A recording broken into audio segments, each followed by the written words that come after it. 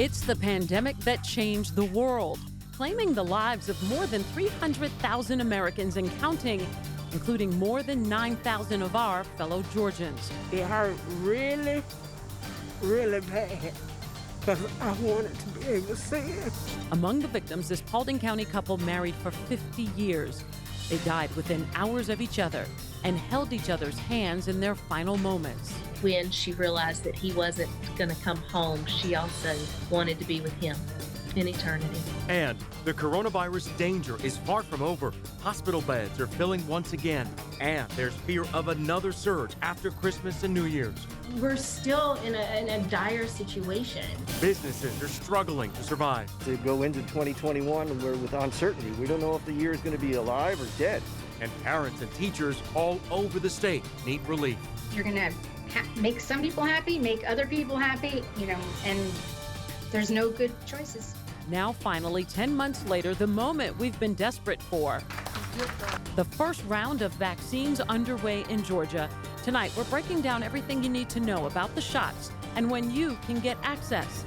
This is Channel 2 Action News, the COVID-19 vaccine in Georgia. Good evening, everyone. I'm Jovita Moore. And I'm George Estevez. Thank you for joining us for this very important hour. We know so many of you have questions about the vaccines and what they mean for our lives heading into the new year. Our reporters and producers have been working for weeks now with the top experts to gather all of the crucial information you want to know. So throughout this hour, we'll explain the difference between the vaccines, ask the experts about safety concerns you have, and guide you through when you and your family could have access to the vaccines. And look, things are developing by the day, sometimes even by the hour. So let's get you caught up on some of the latest. More than 52,000 COVID shots have been administered in Georgia. We were there as the first nursing home employee got one. This was in Hall County on Monday. State health leaders say residents should start receiving it by the end of the week. First responders are also getting vaccinated. Emory University now involved in another COVID-19 vaccine clinical trial. This one will test the safety and effectiveness of a vaccine developed by the company Novavax. Emory announced its involvement today. It's joining the Morehouse School of Medicine to do this research. Let's break down today's latest numbers. Today, Georgia added 5,496 cases. That's about even with the 7-day average, which is 4,862 per day. Another important number we track is the positivity rate. The health department reported today's positivity rate at 10%. Now, that's the first time we've seen a positivity rate in double digits since October 7th. For perspective, the World Health Organization recommends the rate hold steady at 5% or lower for at least 2 weeks before communities reopen. Now, all of this comes about 10 months after the start of this pandemic. Let's now take a look at how we got to this point here in Georgia. After the first case of COVID-19 and quick spread in Georgia, March 14th, Governor Brian Kemp declared a public health emergency. April 3rd, a statewide shelter-in-place order for all Georgians. But less than a month later, April 30th, the statewide order was lifted, and only medically fragile Georgians had to shelter in place. Then the governor announced restaurants, beauty salons, and other businesses would get the green light to reopen. We have, 25% unemployment. I mean, literally people are out there on the verge of losing their place where they can shelter. Throughout the spring and summer with ebbs and flows in case counts, Georgians waited in long lines at testing sites. The National Guard was called up to help with lines and delays. Cases continued to climb, especially in younger Georgians. The 4th of July holiday is blamed for a spike of new cases, highest in people ages 30 to 59, putting a new strain on Georgia's healthcare system. They didn't smoke, they didn't drink, they had no medical problems, but they're getting put on the ventilators. As the summer turned to fall, Georgia school districts and parents found themselves making the difficult decision: allow children to return to the classroom or continue remote learning. What's making you emotional? The stress, the fear. Thanksgiving and the weeks after, another surge in cases, hospital beds filling up.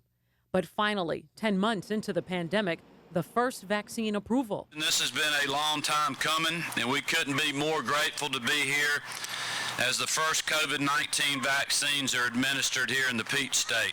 We were there December 15th as the first Georgians were vaccinated. Savannah area frontline workers who've seen the virus's devastation firsthand. They are now pioneers in the new phase of our fight. I've looked at this as a step, the first step toward getting back to normal. Now, Georgia is still in the first phase of the vaccine rollout. The governor has said his goal is to protect those on the front lines and our most vulnerable citizens first. And Governor Kemp joins us now live. And Governor, we've heard repeatedly this week, in fact, that the country will not make it to vaccinating 20 million people by the end of the year. So I want to ask you, where do we stand here in Georgia? Well, I have some exciting news, George. I know you talked earlier about news breaking literally daily, hourly. Dr. Toomey and I have been working the last 24 hours. We're going to be expanding the criteria on the 1A phase that we're in now to include first responders, those over 65 years of age. In certain places around the state, this will become eligible. We're going to have more information on that in the morning. We're still working through the nuts and bolts throughout the night tonight. What we see happening right now in the metro areas, we have a really high demand of healthcare workers wanting to get the vaccine, and we really have more people than supply. In rural parts of our state, we have more of the vaccine and less demand. So we want to expand the criteria to allow those areas to start vaccinating our law enforcement, firefighters, people that are age 65. I had a great meeting with Dr. Redfield from CDC today. Dr. Toomey and I did, and he really made a great statement. He said, a vaccine sitting in a freezer somewhere is not helping the situation. So we're going to get that vaccine out and make it more available. So we're expanding the 1A criteria just a little bit. We think that that's going to start around January 10th or 11th. We're still going to work through that tonight to figure that out, but we'll have more information tomorrow on that. All right, so the governor breaking that information here. More people will be eligible at around January, so we'll look for more details of that. Let's talk about the distribution, though, Governor. How is that happening here in Georgia? Who's running that process to get the vaccine out across the state? Well, as you know, we had a task force that General John King, our insurance commissioner, was helping chair for the distribution part of this. Obviously, he was working hand in hand with Dr. Toomey, our health care folks in the governor's office, and many, many other people. And we're working with private sector folks, providers, hospitals. I will tell you that, the last 10 days for me, obviously, as hard as we're getting hit right now and the challenges that we have in our hospitals, there is much optimism out there. I'm glad that we have finally an offensive move that we can make that can help end the pandemic. The vaccine doesn't end the pandemic. What will end it is people taking the vaccine. So that's going very well in our hospitals around the state. I feel like that's gotten off to a really good start, but we got to continue to ramp it up so we're getting the vaccine out just as quickly as possible to the broadest population that we can, protecting those that are on the front lines first, which is why we're expanding the criteria to include those first responders and obviously protect the people that are most vulnerable. You mentioned on the opening the nursing homes and the individuals there that are being vaccinated now, starting with the staff, but also including the residents. These are the individuals that have been hit the hardest and their families with the pandemic. They're more susceptible to going into our hospitals, so we got to continue pushing that very well. And I think that's going relatively well. The frustration that I have with that right now is I keep hearing that there's a lot of the healthcare workers that don't want to take the vaccine. I want to urge them to do that to help protect themselves, protect their patients, protect their families. Dr. Toomey has taken the vaccine. As soon as I become eligible, or whenever they tell me it's the right time for me to do it, I will as well. I don't want to get in front of our healthcare workers and law enforcement, but this vaccine is a medical miracle. It's safe, it's effective, and people need to take it. So I am begging you to please do that. My family will also be taking it now that we're moving this criteria on the 65 age requirement to allow folks to be vaccinated as long as the vaccine's available. I'm going to encourage my mother at the proper time to do that. I know Marty's mom will as well. And we just want to continue to spread that this is safe and effective. A family affair for you. Speaking of family, throughout the fall, We had school districts opening, school districts closing, of course, due to COVID cases, many hoping to return in January. Governor, where do students and teachers fall now on the list of getting that vaccine? You talked about expanding the criteria. Where do they go? Well, they're right up there at the top of the list. Obviously, we need to get our educators vaccinated. It's imperative that we keep our kids in the classroom. For the districts that are not in the classroom, it is my hope that they will be returning sooner rather than later. We know now from the data that this is safe to do. We know that the online learning is we're not getting as much out of our kids as we need to be. I'm worried about losing generational losses there, especially with our early learners that are out there. So we're looking at things right now that we can do to help with that. Obviously, if we can start getting teachers vaccinated sooner rather than later, that will ease some of the concern about the districts that are not back in person doing so. But we've only got so much vaccine to work with, and I think that's where I would ask the public for their continued patience. We have an oversupply in certain parts of the state, so we're going to expand this criteria to make sure we're using all of that. But in other areas, specifically the metros, we don't have that oversupply, so we're going to have to continue working through this orderly, and we're really subject to what we're getting through the federal government and Operation Warp Speed. But Dr. Toomey and my's mission and our whole team is, if we got vaccine, we want somebody taking it. We don't want it sitting in a freezer or refrigerator somewhere. We want to get it to the people that want to take it, and we do have a lot of people that want to take it. And so that's what our plan is going to be in the days ahead. All right, we'll continue to watch as that happens as well. Governor, you announced earlier this week that the Georgia World Congress Center once again reopening for patients. You toured it, I believe that was yesterday. So talk about where the state is now with hospital capacity because of coronavirus, and then what about testing capacity? Well, I think the testing capacity, and Dr. Toomey could speak more to this when she comes on, but I know we've been testing a lot. I've not heard any issues that have risen to my level with the availability of testing. I know there's a lot of people getting tested right now. They did that obviously before the Christmas holiday, and I'm sure that will be the case as we move through New Year's, other than on the holiday itself. So I feel pretty good about the testing. Obviously, our hospitals is very concerning right now.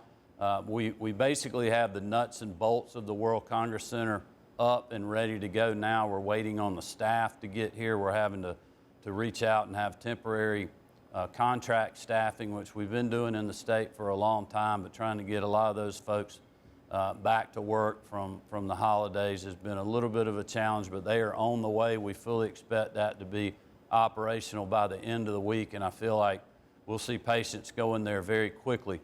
Our whole team has been working all this week, literally 24/7, on other options that we have for hospital beds to make sure if there's a Georgian that needs one, we'll have it.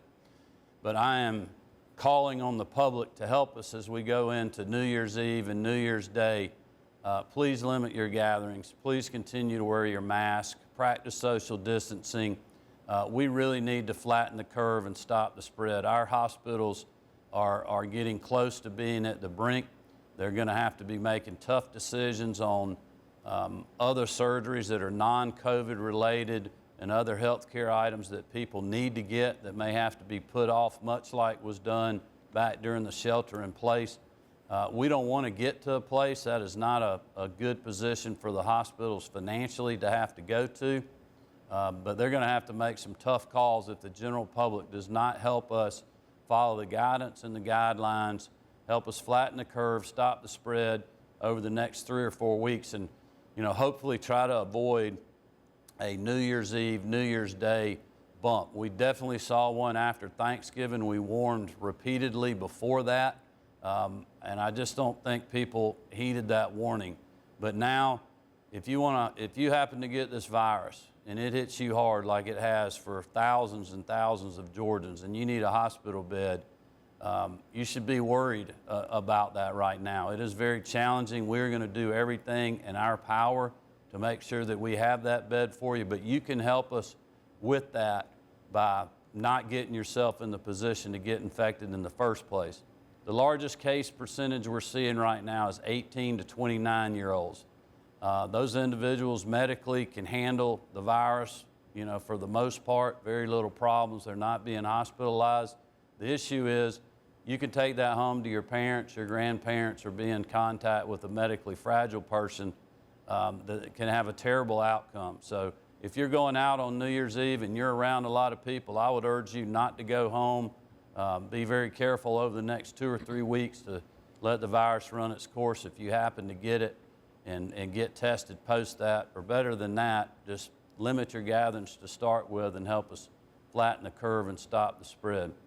One other thing I would just mention tonight that we're working on right now is infusion centers to have some antibody treatments that we have available in the hospitals. The issue is, and we talked to Dr. Redfield about this today, individuals that get a positive test, they need this treatment before they ever get to the hospital to help prevent them from going there. So we're looking at some new models about how we could do that to help people that test positive yet before they get bad enough to go to the hospital, that will help reduce perhaps some of our hospitalizations in the state, and we'll have more on that in the days ahead. All right, Governor Kemp, so you know we're still watching the numbers post-Christmas. You're now warning about New Year's Eve weekend as well, so we'll continue to watch what happens here as we try to flatten this curve. Certainly, we're still in the midst of this pandemic here in Georgia. We thank you, Governor Kemp, for joining us here live tonight. Thank you guys for doing this. Now, health officials say we still need to take precautions, wearing a mask, staying socially distant, and frequently washing your hands. Yeah, the governor just said it. COVID cases, deaths surging again this month. Let's take a look at Georgia. We're now at more than 558,000 total confirmed cases and 9,800 confirmed COVID-related deaths. And we've had our highest single-day totals this month. December 18th, for example, the state health department reported 6,149. December 22nd, 6,236, and Christmas Eve, 7,950. There have been more than 17.5 million confirmed cases in the U.S., and more than 300,000 people have died. Doing the math, around 1.8% of the people who have tested positive have died. Compare that to the flu. According to the CDC, last flu season, the death rate was between 0.04% and 0.16%. Georgia's top health officials are publicly showing their trust in the vaccines. Dr. Kathleen Toomey sat down in front of our camera for her first coronavirus shot on December 17th.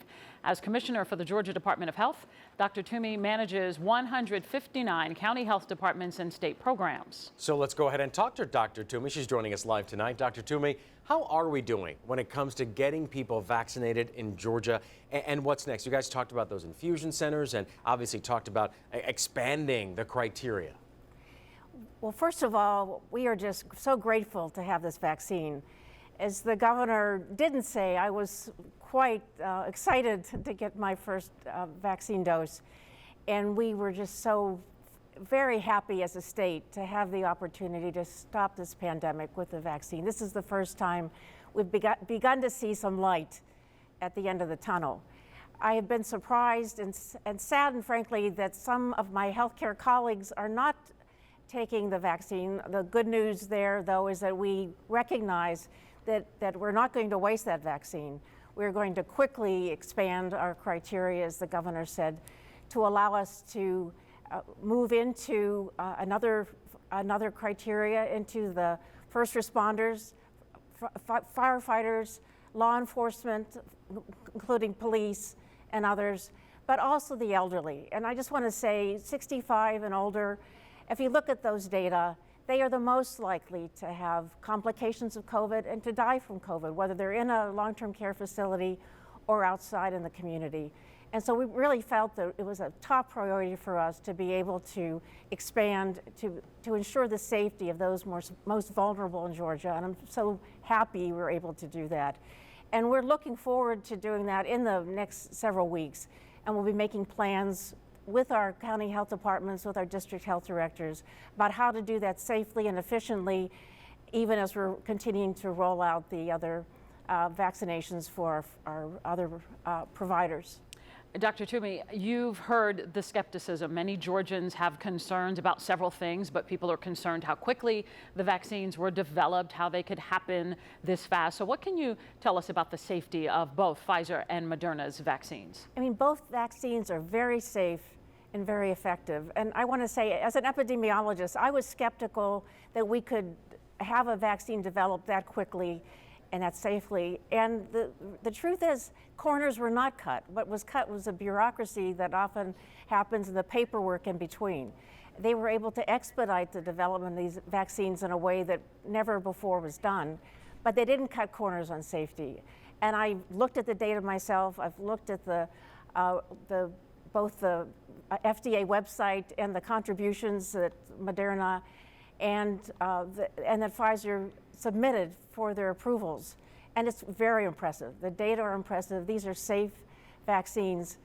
And I was very hopeful that we could encourage not just our medical community, but all Georgians. As we talk about prevention, it's going to require the vast majority of Georgians to be vaccinated to get that herd immunity, 80% of us immune to the virus before we can really go back to what we think of as normal living. And so I'm hoping that we can continue to reassure people as more and more of us get vaccinated. And that's the plan, Dr. Toomey. Before we let you go, many of us wondering how the notification process is going to work as we move through these phases. How will people find out when they can go and get the vaccine? Oh, there's a couple of things that we are doing. One is having a hotline working with the Georgia Poison Center, which will be available to everyone so they can call and find out when they themselves may be available. We will be publicizing that. We will be making that both through our website, both through our notifications, both through news conferences, and every way we can, as well as through our local public health, as the criteria expand. And we will do that as quickly as we can because we want to open those criteria up to maximize the utilization of the virus. But we are limited right now by access to the virus. The whole country is. I think you know that vaccine availability is limited. And that's the only thing that's limiting us to really vaccinate more broadly. We have over 1,000 providers right now on board, ready to go. We just need to put the vaccine in their hands, and we're looking forward to doing that in the weeks ahead. There you go, Dr. Kathleen Toomey. We will keep talking with you for weeks and months to come. Thank you for what you've done and will continue to do. Thank you for having us here. We have so much still ahead this hour, including an exclusive look at the security measures here in Georgia to protect the vaccines from theft and tampering.